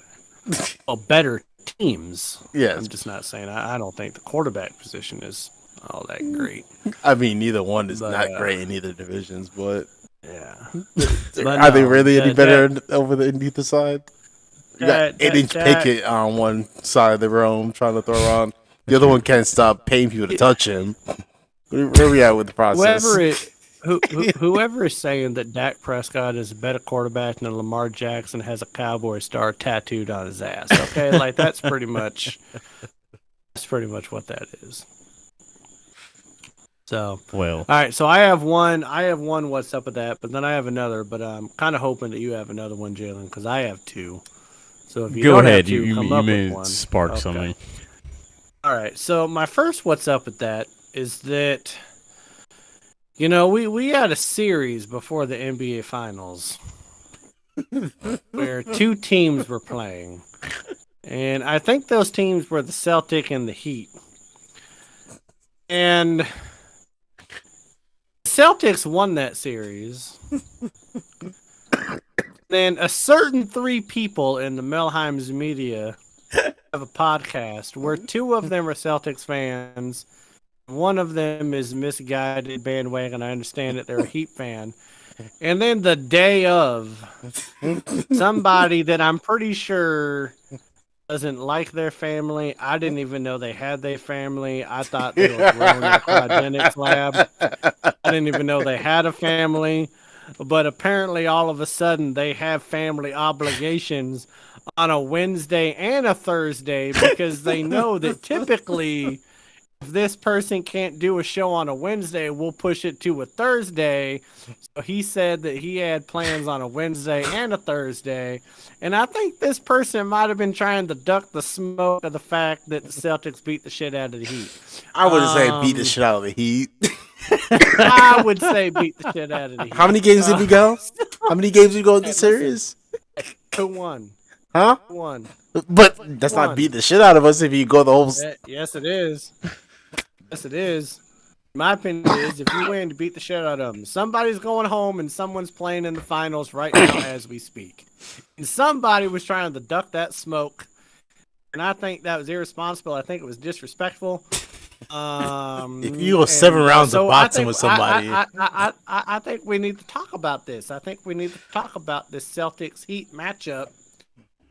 Because Shaq was clearly trying to duck it last week. It was a little convenient. Suspicious. The timing. Bad timing.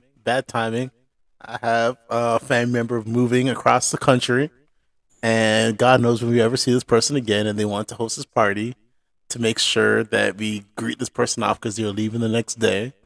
And they're giving me shit because, like, you'll never know when you see them again because we don't know when they're coming back to visit.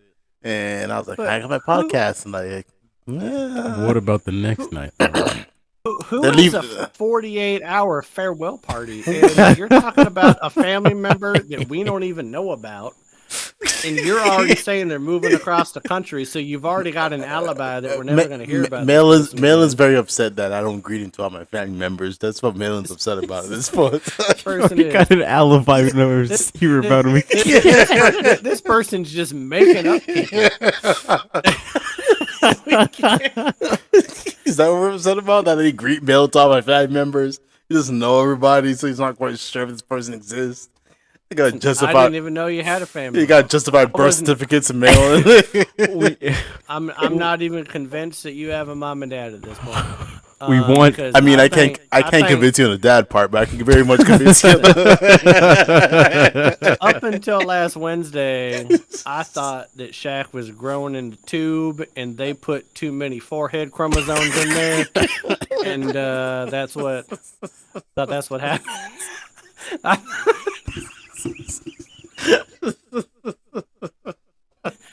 God was putting the dash of the forehead in there. He was like, "Oh shit, I spilled the whole damn thing in there." I thought that's what happened. But apparently Shaq has a family, but I'm still not convinced he likes them because he never talks about him. But then all of a sudden he was held hostage for 48 hours, so that he couldn't talk about the show. In the way that the Heat lost game 7. Forehead chromosome. I'm just picturing some scientists who got a little heavy-handed on the forehead draw, and he was like, "Oh shit!" I mean, Jimmy Neutron in the corner.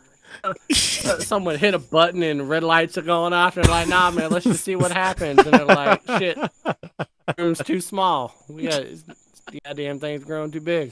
I was just saying, there's a lot of negativity pointing my way. Look, the ultimate question was, why was this farewell party 48 hours long? Did we ever discuss this moving to Thursday? The what? No, what? Did we ever discuss the show being moved to Thursday? I didn't know this was an option being moved to Thursday. No, just what we've done in the past. Hold on. We've always moved it to Thursdays if you couldn't do a Wednesday, Shaq. I thought we were very committed on Wednesday because Mel couldn't make it 1 week, so we still kept it. But he was away for a whole week, so it wouldn't have mattered. I was unaware that Thursday was a thing. Shaq, you've always known that we've moved it to Thursday if you can't do it. So all of a sudden, Shaq has a 48-hour family event. These people are getting a party bus and going around all over Tampa and Sarasota and everywhere else. Probably drove out to Daytona. Say goodbye. Sunroof though, so Shaq could fit in it with his goddamn head. No, we need to face this. Your Heat lost. I'm aware. Terrible. A feral tour around Florida with Shaq's head through the sunroof. I was like, listen, if we get a party bus, it needs to have a sunroof, people.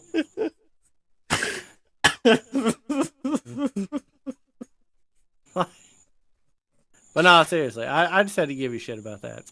I would like to say we didn't get blown out like you said. It definitely went for the long haul. Stop making it seem like y'all just clapped us in 4 or 5 games, just called it a day. No, but we clapped you in game 7, didn't we? It's like 7 games. Don't make it seem like it was an easy win for y'all. Do not make it seem like it was an easy win for y'all. Listen, it was not. It was hard fought. It was a hard fought win. We let you guys go on an 11-0 run in the end of the fourth quarter, and we still won. Let's talk about the 11-0 run. Can we mention that 11-0 run came at the feet of Shaq saying, "Congrats, you guys, for going to the finals." Yes. Oh my God, Shaq. Is that a little? I almost blew up your goddamn truck, Shaq, when you put that out there. When you said congrats on going to the finals, and I knew the game was, I was like, this voodoo motherfucker over here trying to do reverse psychology.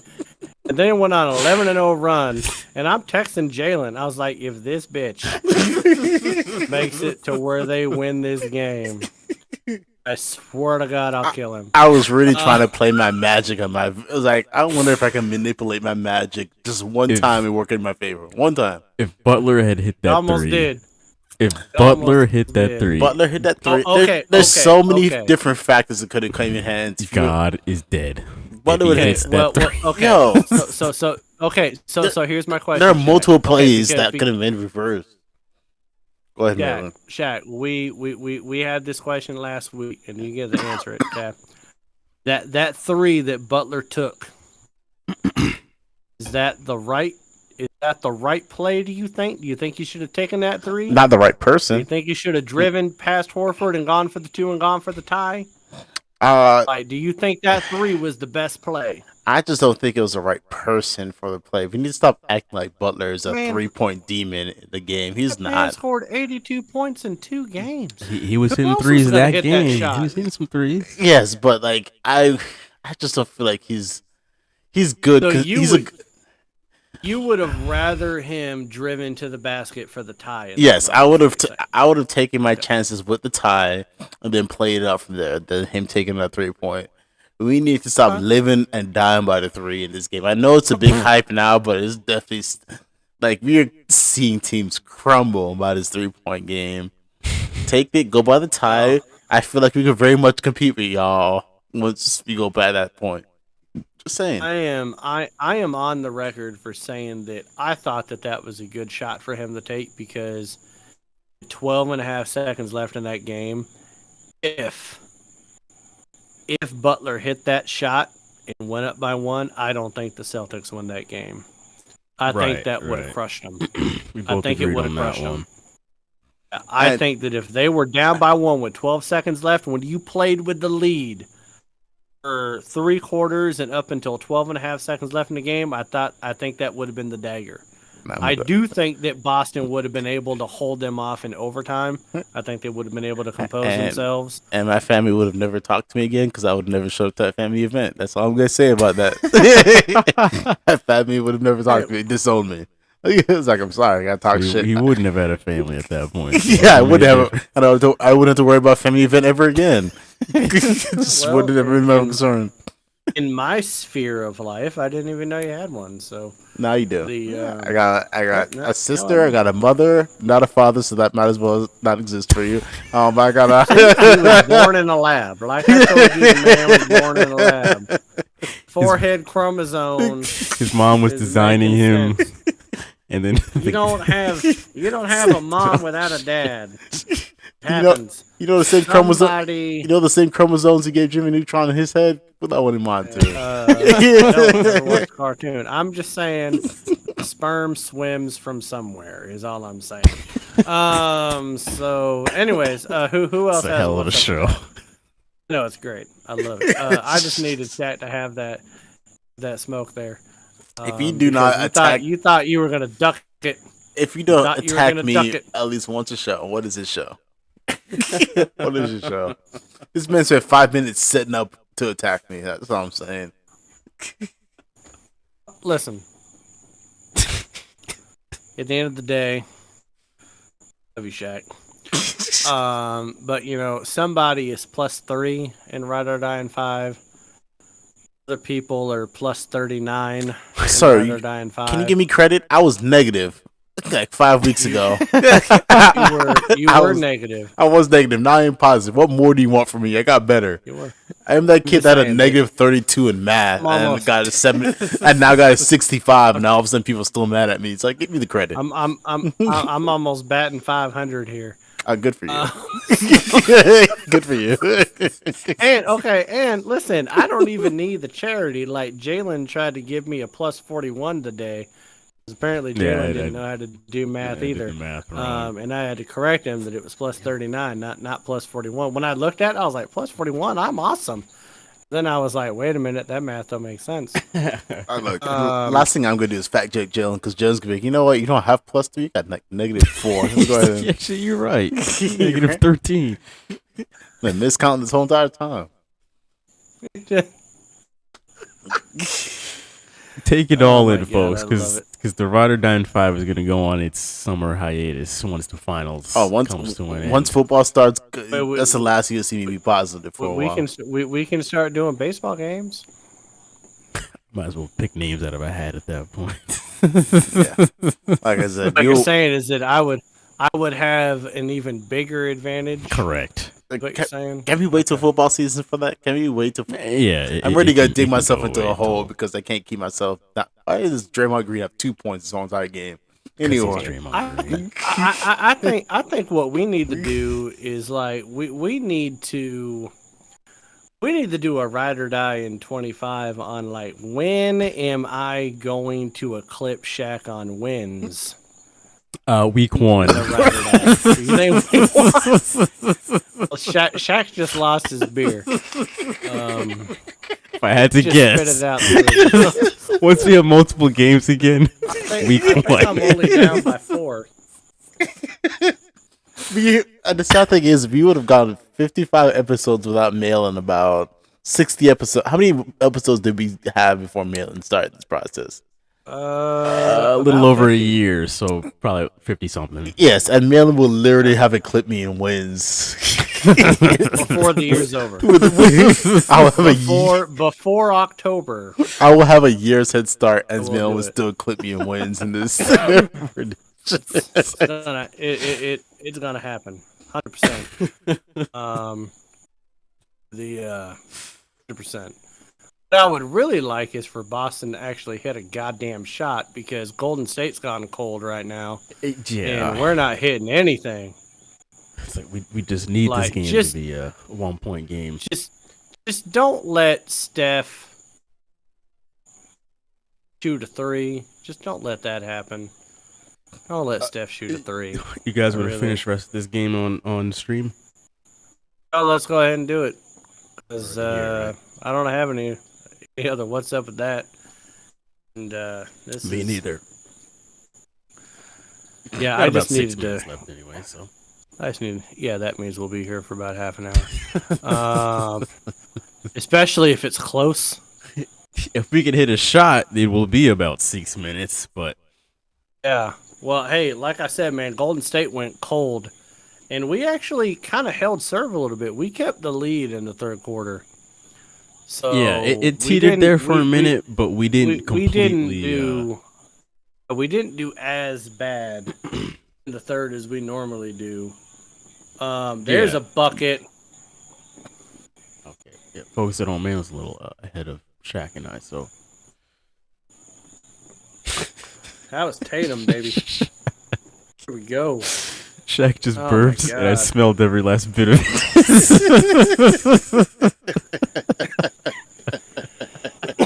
Goddamn, Shaq. Man, he split those two defenders. I love that Draymond Green's just getting fucking punked this whole goddamn game so far, too. Yes, absolutely. Take it to Donkey. Why is this dude? I mean, the dude in that Celtics top hat that's always like bedazzled all out. He's at like every single game. I love him. That man is a man that I aspire to be, where I have so much money where I got nothing else better to do. Fuck the family. Fuck the work. Let's just go to a basketball game every goddamn chance I can get. Him and the free throw pointer. That man lives and dies by the Celtics. Monkeypox is greater than.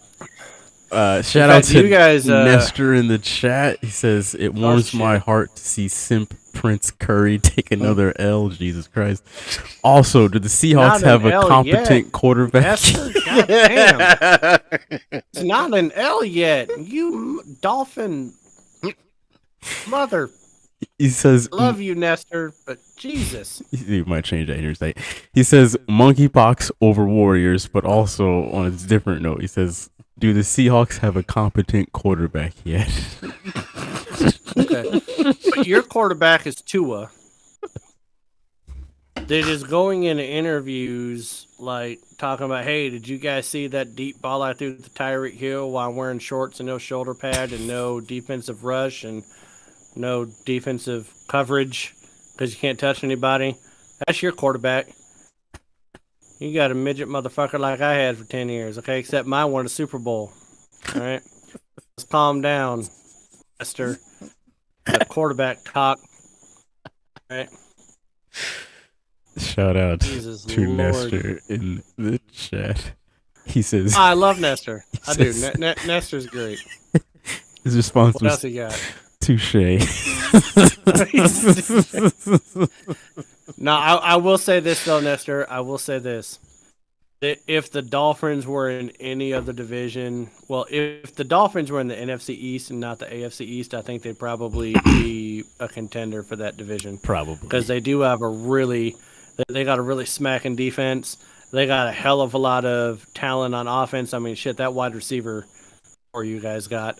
And you know what? They got they got Gaskin and Ahmed is their 1-2 punch at running back that were University of Washington Husky running backs. 1-2 punch for me, and that's my favorite college football team.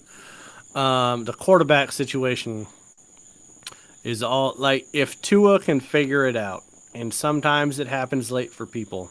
Sometimes it does. But if Tua can figure it out, and if he can start to read defenses and look over an offensive line a little bit better, then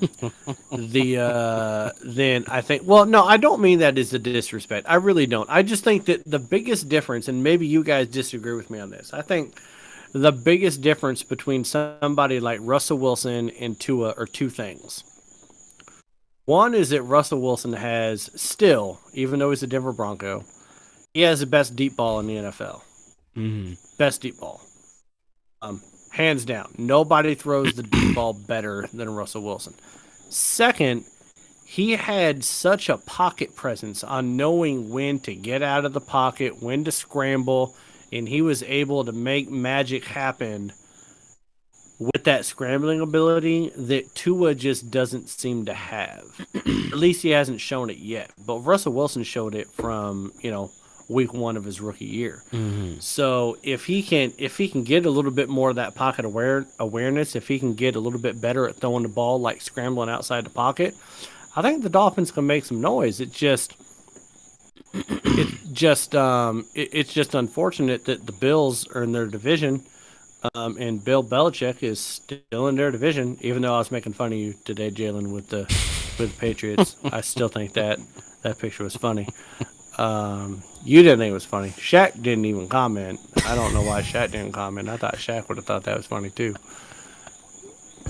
Farewell tour. The week. I just like to keep myself out of that because my quarterback in history is not exactly innocent either. So I know, but it was like match a Patriot up to their offense. I mean, you had Bill Belichick, Julian Edelman, Tom Brady, and Aaron Hernandez, and you had a video camera, a Glock 19, you had some PEDs, and a deflated football. I mean, that was comedy at its best. You just got to draw the third graders could make that work. Well, you could do the same thing grade. with the Steelers. You'd have all right. You'd have Le'Veon Bell, Antonio Brown, Ben Roethlisberger. You'd have a bag of weed, a young girl. You could have an array of things with Antonio Brown.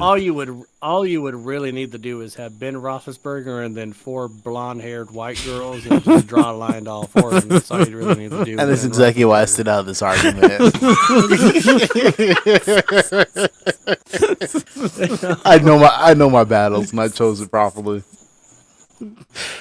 Man, the Celtics are really putting on some defense right now, man. They are. Jesus. They are clamping down. They're like, it is not the third quarter anymore, boys. We are out. Oh, it's not. They are aggressive. I mean, that was a hell of a block by Brown just there. But no, I mean, if you want to go with my Seahawks, I mean, you could Russell Wilson. Is your mother okay? She is. You okay, Mom? Making sure. Coughing. They hear you coughing, Mom. You all right? Can't even hear me. She's all right. I think she put too many Tic Tacs. too many Tic Tacs, I think. But anyways, if you put Russell Wilson, Marshawn Lynch, I don't even know who else to put in there, but if you put like a cornhole board, and a Hennessy bottle, and just draw the lines from that, Russell Wilson and Marshawn Lynch, that'd be great. I'm dying over here and nobody. No, Jalen asked if you're okay. I heard it. I know. That's why I said something. I was about to get up and give you the Heimlich. I don't know. Get that Tic Tac out. No, y'all cracked me up. Oh, she was. We almost killed my mom. Is basically what happened. She was laughing. Steph Curry's hurt. Can we discuss What's going on with Steph Curry? You brought the show on in the first place about C-sections on my head? What's going on with Steph? How was he? Who is your mom rooting for in this finals? She, I think she's rooting for Boston only because I like Boston, even though she doesn't like Boston. But I know that she does like Steph Curry too. But I think you're rooting for Boston, right, Mama? Are you? She has headphones on while she's listening to the show. She doesn't even know what the fuck I'm saying at this exact moment. Right? Oh, she hasn't said, so apparently she doesn't love me. Even though I'm the baby of the family. Even though I'm 41 years old, but I'm still the baby of the family. But apparently... No, she has said that she's rooting for Boston. She would like Boston to win. Yeah. That's good. If it goes down to 7 games, I will be for Boston. What does that even mean? My mom said if it goes down to 7 games, So- she'll root for Boston. If it's close, What does that Boston, but even if mean? not, Golden State. Well, what if Boston wins in 6? You're not going for Boston at that? I mean, goddamn. Look, I don't care who wins. I don't have to. There you go. All right. She said she don't care. That answers my She question. she don't love me, but you know what? Williams just dunked the shit out of that basketball, so I figured Boston was going to win. yeah, I think Williams loves me more than you love me at this point because he just threw down a dunk. And All of a sudden, Andre Iguodala can play again. I mean, for like that one particular possession, I don't that's what he understand could do. their usage with him. Oh shit, motherfucker! It's not sounding good. No, it wasn't.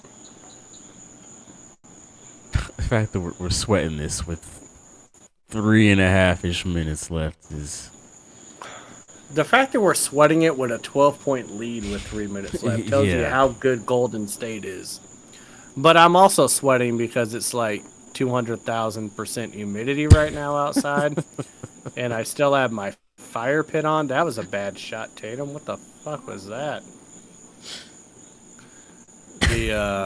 Whoa. Oh, that's a wide open 3. Man, don't act like that was a foul. Shut the fuck up. That was no foul. Pulls a little bitch. What? They're all Did you last game? Did you guys like Udoka on the sideline, basically calling Draymond Green a P word? Okay, how does Getting Klay teed up Thompson for. get to base? Hold on, how does Klay Thompson damn near get to push someone over the half court line to try to get a half court violation? That's not a foul, even though we just got 2 points. But that's ridiculous. How many points does Klay Thompson have? Who? Klay Thompson? Last I looked, he had 19, which is 9 more than his average in the series. So he actually scored some points this game. I think it's 18 more actually. Oh, he's scored more than shit. What has he got right now? More than 19? I don't know. Oh no, I don't know what he has right now. I just know Oh. that in the series it hasn't done much. He's only been averaging 10 a game. Damn. So, It's 10 more than I thought. but he did get that steal that led to the dunk, but then he damn near tried to push that Celtic over the half court line, and that Yeah, was that a was a little foul. So weird. I'm glad that we got the bucket there. But shit, I mean, 14 points. If I will say this, right now with 2 minutes 48 seconds left, whatever it is, if we lose a 14-point lead at home in Game 3, we're going to lose the series. Yes. I'll tell you that. I'll tell you that right now. That will be demoralizing. If we lose a 14-point lead Absolutely. with 3 minutes left. We won't win another game.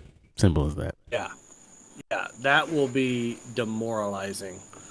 So Steph does have something going on with his ankle, though. I don't know if you guys have seen that, but he does have something going on with his ankle. I hope he's all right. But he's definitely grimacing with his, I think it's his right foot. I think his right foot's kind of bothering him a little bit. But yeah, I mean, there's 2 minutes left. If you lose 14 points with 2 minutes. We don't deserve to win shit anyway at that point. Oh, that was a good steal. Holy shit. Who says white boys can't jump? Holy shit. Wow, they got Steph, Clay, and Draymond on the bench right now. They're basically conceding this game. Well, good. Kurla's angry. It's almost like one of his family members called him up and said they just bought a gun. Yep. The Boston's going to win because of Yeah. this sitting out. Horrible. All of it. What are you talking about, Shaq? It's horrible. Okay. I think that will looks like this is over, so Oh, we're staying till the end, Jalen. Oh, we're gonna wait till 0-0. All right, Damn it's right fine. we will. We're waiting until 0-0 is here. We got a 16-point lead. Lord, Lee. My mom just said "Good Lord, Lee" because she just heard one of The Kerr's Steve Kerr. relatives just bought a gun. She just gave me the timeout. My mom's about to put me in timeout, and I'm 41 years old. It's gonna happen. In other playoff news, Lightning Rangers series tied 2-2. Oh God, why do we gotta? I was in a good mood until you brought that up. What's the fucking Lightning's catchphrase? You hear the thunder, I thought something like that, or you're the thunder. I don't thought that gotta suck them all. Or something their catchphrase. Their catchphrase for the fan is, where the lightning be the thunder. Be the thunder. That's what they say. Yeah, that's like the corniest shit. Stupid. Side of It anything. might as well that be Russell gotta Wilson suck them all.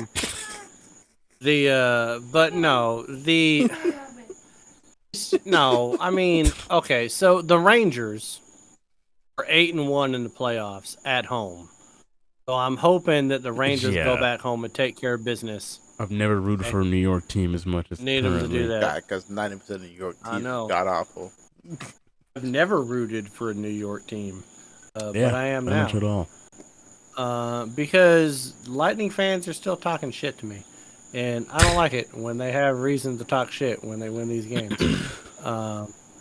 So you got, no one is scoring in the last minute. Everyone's like, is this a humanitarian effort? Are we building houses again?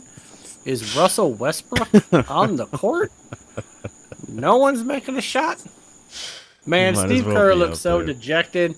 Look at him. I think Steve Kerr is crying. He's crying. Well, I think good. Steve Kerr's crying. Thompson's definitely crying. He's probably like, you know what? I just realized I have a really big nose. And so he's probably a little upset. I don't like Klay Thompson either because he played for Washington State University, and I'm a Washington Husky fan. Yikes. So now we're tackling people. This is football now. We can tackle. Yeah, Steve Kerr is he's really upset. Like the whole Warriors team, every time you look, they're dejected. Oh my God, it's like someone killed a puppy on the bench in Golden State. And they're all reacting to it right now. Day after the substitute teacher was there and everyone acted a fool. He come back to class and wrote a list down. He's just reading teacher comes back. Reading off a list of all the kids that are bad as hell the day before. He's just upset. Like, oh my God. Oh yeah. You know what? I didn't do that, Luke. When the white guy gets the rebound off the tip, that's embarrassing. Indicative of the rest That's of the embarrassing. game. He's a flat-footed white guy too. Jesus Lord, look at him. It's like, listen, if Steph you're Curry, that big, Steph Curry has been biting the same fingernails. Gravity takes a hold, and your feet can't leave 4 inches off the earth before gravity just puts you right back down. So the fact that he got the rebound there is just awesome. So you know what, Jalen? 16 points, baby. 16 points. Gotta love it. Told you, man. Third quarter, man. We held it in the third quarter. We didn't completely blow it. We took the punches. Yep. Oh yeah, Curry's got a little bit of an ankle injury. Draymond Green's about to go in the locker room and kick a cat. It's great. Draymond's got another injury below the belt. Steve Kerr's gonna go cry in a pillow somewhere. Good. This is awesome. So, anyways, well, that was a good game, fellas. And a great show. Absolutely. Outside of Jalen bringing up the Lightning, making me revisit trauma in my life. Appreciate that. ESPN showed it, so it reminded me. Well, listen. What's going to happen is that if the Celtics, well, not if, when the Celtics get to an elimination game, we got to get together and watch it. Yes, 1,000%. When that happens. I mean, that might be game 5, might be game 6. At some point. It's not going to be Let's game hope 7. it's not Jesus game Christ. 7. Yeah, my mom's over here just like, hey, I want you to be tormented, so let's let it go 7 games. Good Lord. But yeah, that was a good win. That's exactly what we needed. We needed to beat the hell out of them in the fourth quarter. So it's awesome. So, all right. Well, I'm going to let you guys go. A good show. Yes, folks. Want to thank you all for watching, listening. All 9 yards. Shaq, I love you more than your family does. I'm just going to let you know that, Shaq. 'Cause I still don't know that your family's real. I'm real. And my love for you is real. Me and my make-believe family that I'm trying to pull through. Foster's home family. It's all right. Foster's all home. Right, I will talk to you guys later, man. All right, I'll see you. We'll see you all next week. Thanks for watching. Peace.